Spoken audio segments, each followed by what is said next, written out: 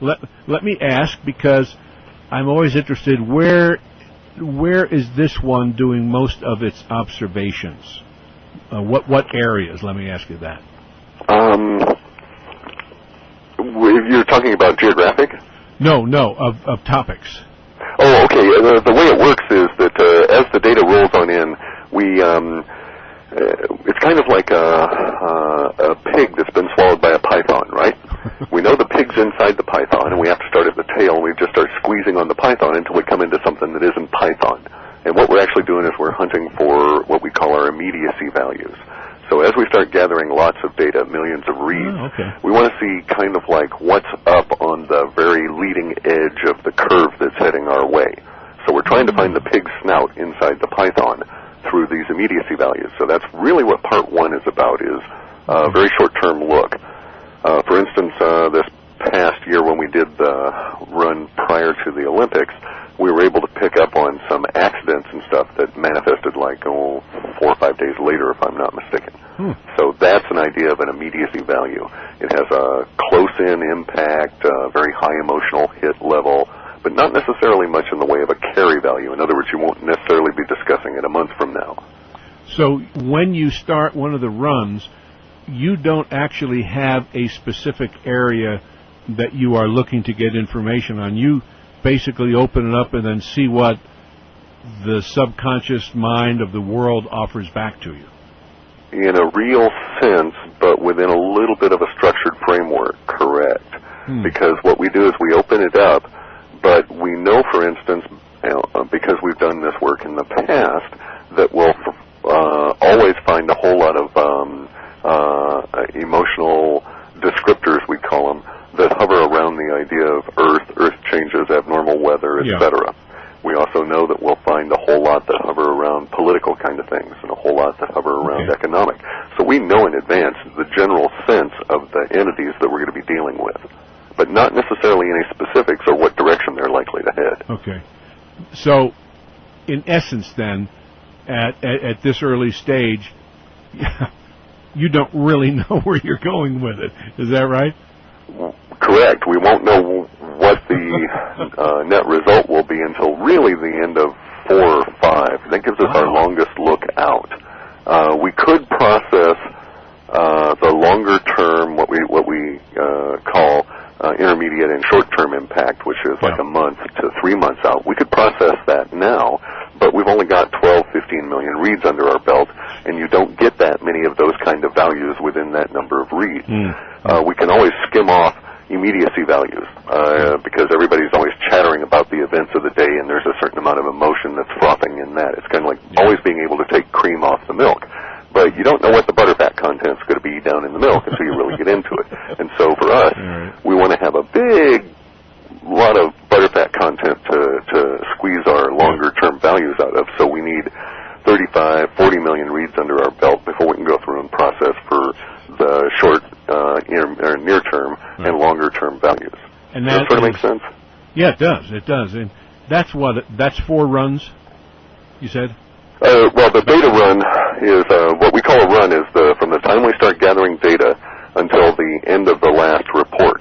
Now, the data gathering might extend 30, 35, 40 days, and we'll start doing the report a week or 9 days into it. And the whole process takes like perhaps maybe 8 weeks or so. You usually get about 6 reports out of a data run that'll bring back somewhere in the region of 60 to 70 million reads. Okay. Yeah, what I meant was, Clif, each section, if that's the proper term, as you write your preliminary reports, lasts about a week. Is that right? Correct. Okay, yeah. Now, in that, you begin to formulate fairly fast what direction each of these different, the total run is going to be taking you. Correct. That's got to be exciting. I mean, in other words, you're stepping in blind, and and you have no idea. And yet, isn't it interesting that in every case that I'm aware of, and I'm sure it's not every, but at least the ones I'm aware of, what starts to come out at this 8-week, 6-week, 4-week and less as the time approaches really is right on target with what is happening in the world and the nation at that time.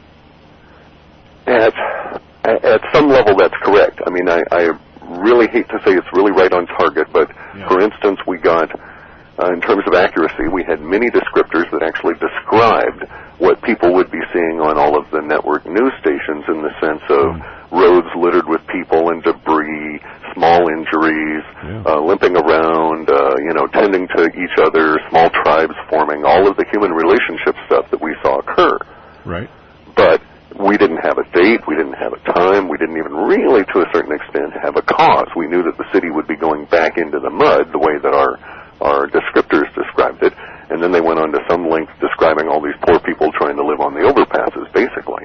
Wow. So we were accurate that way. Yeah. So to a certain extent, it's true. We end up certainly getting the main flavor of it all in a whole bunch of the words we usually see blasted out to us by the media. One of the things that I happen to see on your new, and I'm always hesitant to say prognostication, whatever you want to call it, but whatever you foresee coming up in the future, the thing that really caught my eye was 20 more days of this kind of stuff in the month of September. From the viewpoint of the Bushista entity, that is certainly the case, yes. Can you elaborate a little more on that and tell us exactly what we might be in for? Well, now we have to be real careful here because Bushista is not necessarily we, all right? We have to separate ourselves from the government and its elected titular idiots here. Bushista entity started off a number of years ago in like 99, I believe, when we first started picking it up as a combination of a bunch of entities that eventually became a thing we called Bushco because it was very heavily tainted with corporate, dominated by it as a matter of fact. Interesting, yeah. And in turn used that as a tool in a general sense. We saw much to indicate that the corporate nature was being used by the Bushco entity to influence things. And then later on, curiously, we started seeing the corporate language separate from the political language about before Saddam was captured, somewhere around in there, November-ish. Yeah.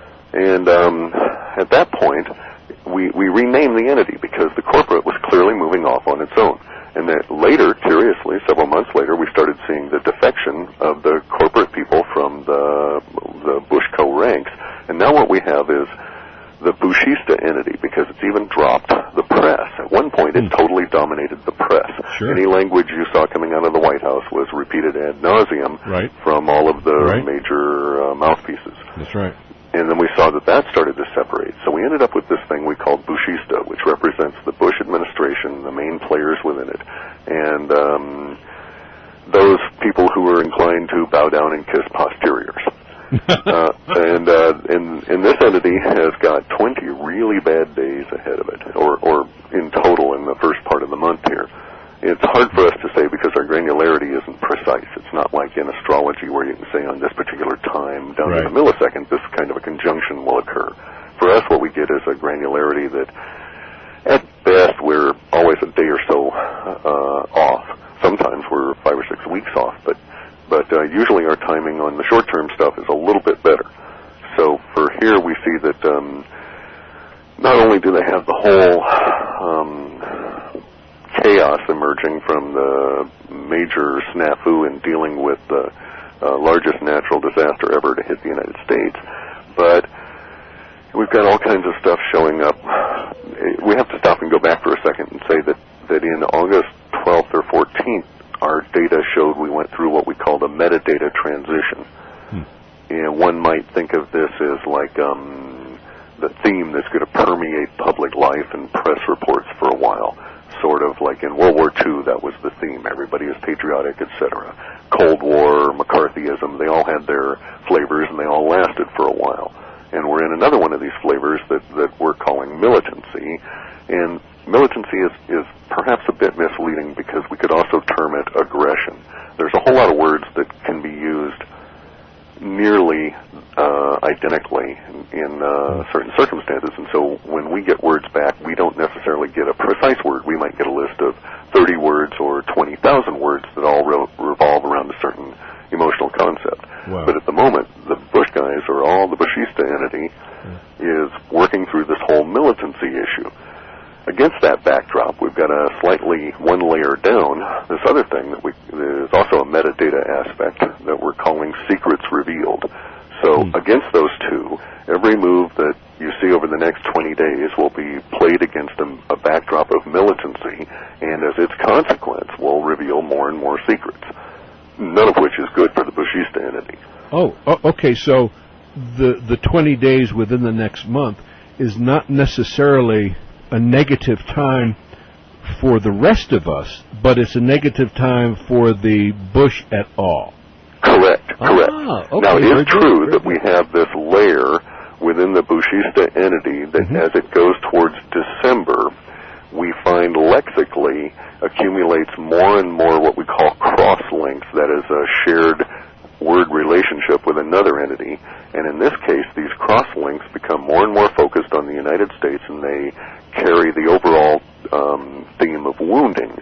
So in some way, the Bushista entity is appearing to communicate that there will be a wounding of it near the December period of time that the rest of the country will undoubtedly feel. The number of cross-links we have make our little model look like it's filled with skeins of yarn or hanks of rope or something. Well, will it, Cliff, will it necessarily mean a painful or negative time for the nation as a whole, or again, just for the Bushistas? And I would say the former. I would say we all suffer in this case. Yeah. Now, I don't know. I don't have much in the way of further descriptors. We're still a number of months out. Yeah. We should get some detail perhaps around the part 3 or 4. Okay. But at this stage, we have nothing to indicate that in any way that it doesn't roll downhill, so to speak. Yeah, right. Any idea what it might be? No, I hesitate to say this because but back in January when we first started getting this indication that we were going to have some cities in trouble, we had this indication that we would have a city that would have to go back to the mud from which the bricks were made. Jeez. But this was not the only city that was going to get a big gwump this year. And it's possible, and I'm only providing this as a scenario because we have no data to fixate on at this stage that gives us any guidance towards that. Right.